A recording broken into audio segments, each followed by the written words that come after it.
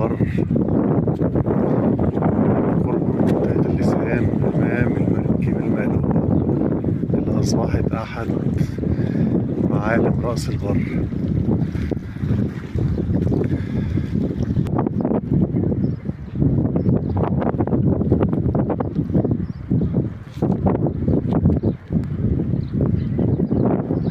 حد يقول لي هم سايبينها مقلوبة ليه كده؟ أنا سمعت عنها من زمان إن في مركب مقلوبة ومتسابة مكانها.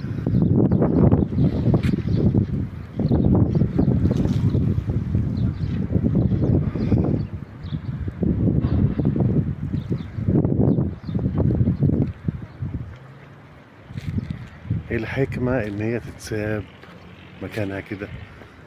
يعني تخيلوا مثلا الخشب اللي فيها بس او الحديد هم سايبينه، مش عارف.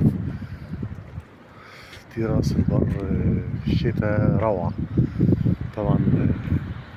مش هيجي هنا الا اللي ايه، اللي بيعشق الاجواء دي، جو الصقيع في عز الشتاء، راس البر فاضية مفيش مخلوق الا ناس قليلة جدا من هواة الصيد.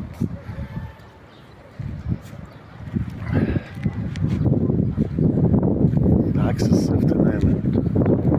انت في الصيف تلاقي ايه يعني ناس رايحة وناس جاية، مراكب، مفيش ولا مركب عدت واحنا واقفين دلوقتي.